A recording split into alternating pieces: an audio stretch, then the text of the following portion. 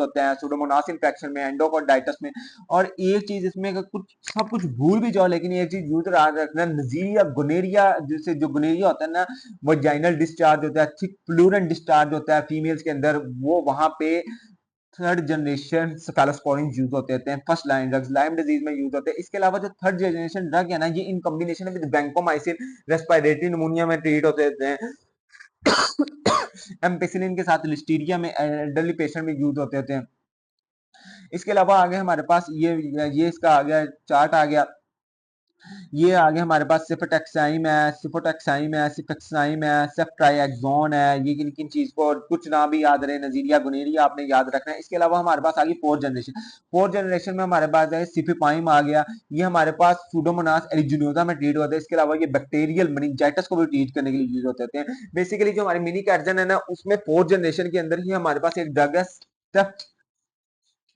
सेफ्टेरोलिन। जो हमारे पास सेफ्टेरोलिन है ना, वो मेथासिलिन रेजिस्टेंस स्टेफाइलोकोकस ऑरियस का जो इन्फेक्शन है उसकी ट्रीटमेंट में यूज होती है। ये हो गए। उसके अलावा अब इनका मैकेनिज्म ऑफ एक्शन सेम है जो हमारे पास पेंसिलिन है, इन्होंने पेंसिलिन बाइंडिंग प्रोटीन के साथ जाके लगना है, बैक्टीरियल एक्शन होता है ये। लेकिन एक चीज याद रखनी, जो पेंसिलिन है ना वो मोर सस्पेक्टेबल होते हैं टू द बीटा लैक्टमेज, लेकिन ये पेंसिलिनेज जिससे कम होते हैं इतना ज्यादा सस्पेक्टेबल नहीं होते। मैकेनिज्म ऑफ रेजिस्टेंस वही है हमारे पास, हम बीटा लैक्टमेज की इनहिबिशन करवा दें, हम मॉडिफिकेशन करवा दें, हम उसकी क्या कहते हैं इफ्लक्स करवा दें, या हम जो हम पोरिन्स की मॉडिफिकेशन करवा दें उसको अंदर ही ना आने दें, ये सारा वही बताया हुआ है। अब इसमें ये बताया हुआ कि हम किन किन बैक्टीरिया में जो हम यूज करते थे। फर्स्ट जनरेशन हम कहाँ यूज करते हैं, ग्राम पॉजिटिव कोकाई, जिनमें हमारे पास स्ट्रेप्टोकोकस ऑरियस आता है, एपिडर्मिस आता है, निमोनाई आता है, पायोजेंस आते हैं, एनारोबिक स्ट्रेप्टोकोकाई आ जाते हैं। उसके अलावा यूटीआई करवाते हैं, ग्राम नेगेटिव कोकाई, क्लेस्बिल्ला आ गया, एस्क्रिशिया कोलाई आ गया। उसके अलावा हमारे पास सेकंड जनरेशन सेफेलोस्पोरिन में हमारे पास ग्राम पॉजिटिव कोकाई, इनका ग्राम नेगेटिव इफेक्ट ज्यादा है सेकंड जनरेशन का। इसमें ना एक चीज याद रखनी, जो हमारे पास सेफोक्सिटिन है ना, सेफोटेटिन है, इनका एनएरोबिक कवरेज भी होती है, यानी कि एनएरोबिक ऑर्गेनिज्म को भी ट्रीट करते होते हैं। इसके अलावा हम सर्जिकल प्रोफिलैक्सिस में हम फर्स्ट जनरेशन स्पेलोस्पोरिन यूज करते होते हैं। और जो हमारे पास सेफरोक्साइम है ना, सेकंड जनरेशन, वो ओनली ड्रग है जो हमारे पास सीएनएस को क्रॉस करती होती है। अब आगे आई हमारे पास वही, ये मैंने सारी चीजें पीछे बता दी हैं थर्ड जनरेशन वाली। अब फोर्थ जनरेशन में वही बताया, वो जो फोर्थ जनरेशन है ना, वो फर्स्ट जनरेशन का ग्राम पॉजिटिव इफेक्ट और थर्ड जनरेशन का ग्राम नेगेटिव इफेक्ट को कंबाइन करके ट्रीट करती होती है। ये बस इसमें हमने याद रखनी। थर्ड जनरेशन में मोस्ट बेसिकली आपने नजीरिया गोनेरिया यूज याद रखना है, जो वजाइनल डिस्चार्ज फीमेल्स के अंदर रिप्रेजेंट करती होती है। इसके अलावा हमारे पास सेफेटाइजिडीन है जो सूडोमोनास एरिजिनोसा में यूज होता है। इसके अलावा हमारे पास सेल्फ ट्राइएक्सोन है जो हमारे पास नजीरिया गोनेरिया थर्ड उसमें थर्ड जनरेशन में, और सेफेक्साइम है जो हमारे पास पेंसिलिन रेजिस्टेंट स्टेफिलोकोकस इन्फेक्शन होते हैं उसमें हम ट्रीट करते हैं। तो ये वाली स्लाइड बहुत इंपॉर्टेंट है, इसमें तुम लोगों ने याद रखना है जो हमारे पास सेफेलोस्पोरिन है ना, वो हमारे पास मेनिंजाइटिस को ट्रीट करते होते हैं, ड्रग ऑफ चॉइस होती है। लेकिन एक्सेप्ट लेम, लेम क्या हमारे पास लिस्टीरिया, एटिपिकल बैक्टीरिया, मैथासिलिन रेजिस्टेंस और एंटेरोकोकाई। इनके अलावा जब भी किसी चीज से मेनिंजाइटिस है तो हमारा ड्रग ऑफ चॉइस सेफेलोस्पोरिन है। अब इन ड्रग्स में क्या देंगे, अगर लिस्टीरिया की वजह से है तो हम एम्पिसिलिन प्लस गेंटामिम्सिन देंगे। उसके अलावा अगर हमारे पास एंटेरोकोकस की वजह से इंफेक्शन है तो हम एम्पिसिलिन विद गेंटामाइसिन दे देंगे। अगर मरसा है तो हम वैंकोमाइसिन देते होते हैं। अगर ए टिपिकल है तो हम मैक्रोलाइड्स या टेट्रासाइक्लिन देते हैं। जो हमारे पास सेफ्ट्राइऑक्सोन या सेफेटॉक्साइम है जो हमारे पास थर्ड जनरेशन में है, वो हम मेनिंजाइटिस में यूज करते हैं क्योंकि वो सीएनएस को क्रॉस करते हैं। लेकिन एक बहुत इंपॉर्टेंट कंसेप्ट याद रखना है, जो हम बच्चे हैं ना न्यू नेट, उनमें हम सेफ्ट्राइऑक्सोन को नहीं देते होते, हम सेफेटॉक्साइम देते होते हैं। क्यों नहीं देते होते, जो हमारे पास सेफ्ट्राइऑक्सोन है ना वो बिलियरी के जरिए एलिमिनेट होता है, तो अब बच्चों में तो इतना डेवलप ही नहीं होता बाइल, तो इस वजह से हम सेफोक्साइम, हम बेसिकली सेफोटॉक्साइम यूज करते होते हैं बच्चों के अंदर। लेकिन अगर किसी पेशेंट के अंदर रीनल डिजीज है तो हम उसमें सिफोटेक्साइम यूज नहीं करेंगे, हम उसमें सेफ्ट्राइएक्सोन को बेसिकली यूज करते होते हैं। इसके अलावा एडवर्स इफेक्ट एडीपी से याद रखने, एनाफिलैक्सिस एलर्जिक रिएक्शन आ सकते हैं। बेसिकली ने एक चीज याद रखनी, जिस पेशेंट को पेनिसिलिन से रेजिस्टेंस है ना, उसको सेफेलोस्पोरिन से भी रेजिस्टेंस होती है, लेकिन इनकम्प्लीट रेजिस्टेंस होती है। 5 to 10% एक्सेप्शन है, लेकिन रेजिस्टेंस जरूर होती है। एक चीज याद रखना, जिंदगी भर जिस पर्सन को पेनिसिलिन से एनाफिलैक्सिस हो जाए ना, उसे कभी सेफेलोस्पोरिन नहीं देनी। बस ये याद रखना है। उसके अलावा डाइसल्फाम जो डाइसल्फाम रिएक्शन, ये बेसिकली हमारे पास याद रखना, जो अल्कोहलिक पेशेंट्स होते हैं ना, क्रोनिक अल्कोहलिक पीपल्स होते हैं जिनमें अल्कोहल एल्डिहाइड और एल्डिहाइड से एसिड एसिड में जाता होता है, यही होता है ना। तो उसमें ना ये एल्डिहाइड से एसिड में कन्वर्ट होने को रोकते थे, जिसकी वजह से स्किन रैशेज, फ्लशिंग और रेड पेशेंट के ऊपर रेडनेस वगैरह आ जाती है, ये उसमें होता है। इसके अलावा हमारे पास सेफामेंडोल है, जो सिफोटेटिन है, जो हमारे पास जो सेकंड जनरेशन की हमारे पास ड्रग्स हैं, ये हमारे पास बेसिकली क्या करवाती होती हैं, हाइपोप्रोथ्रोम्बिनीमिया करवा देती है। इसके अलावा pen at the injection side होती है, फेल्बाइटिस होती है, आईवी अगर इंड्यूस करवाएं, इसके अलावा पेन हो, उसके बाद पेन हो तो फेल्बाइटिस कहते होते हैं, नेफ्रोटॉक्सिसिटी करवाते हैं और हिमोलिटिक एनीमिया करवा देते होते हैं। अब हमारे पास आगे third type of the drugs की, बीटा लैक्टम्स की, जो हमारे पास है कार्बापेनिन। अब इसमें हमारे पास इमीपेनम आता है, डोरीपेनम आता है, मीरोपेनम आता है और इट्रापेनम आता है। जो हमारे पास इट्रापेनम है ना, इसकी एक चीज याद रखनी है कि हमारे पास लॉन्ग हाफ लाइफ होती है और ये हमारे पास इंजेक्शन साइड पे पेन भी करवाता होता है।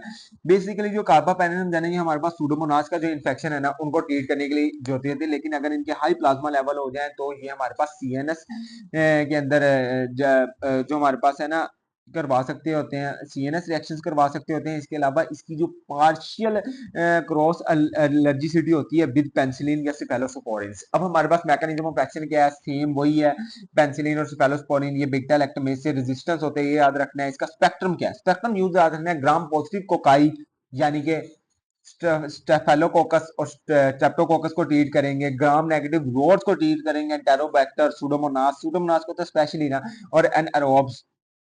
इसके अलावा हॉस्पिटल एजेंट्स में बहुत ज्यादा इंपॉर्टेंट है। इसके अलावा जो इमीपेनम है ना, इमीपेनम की एक चीज याद रखनी, इमीपेनम को ना किडनी में एक चीज होती है रीनल डिहाइड्रोपेप्टिडेज, ये हमारे पास ना इमीपेनम को ना इनिबिट कर देती है, यानी कि उसे तोड़ देती है, तो उसके मेटाबोलाइट कर देती है। जो अब उसका जो मेटाबोलाइट है ना, वो नेफ्रोटॉक्सिक होता है, यानी कि वो किडनी के खिलाफ होता है। इसी वजह से हम इमीपेनम को सिलेस्टिन के साथ देते होते हैं, स्टेटिन के साथ, सिलास्टेटिन के साथ देते हैं। सिलास्टेटिन क्या करती है, ये डिहाइड्रोपेप्टाइडेज इनिबिटर है, तो जब हम इसके साथ देंगे तो इसका जो नेफ्रोटॉक्सिक इफेक्ट है वो नहीं आएगा।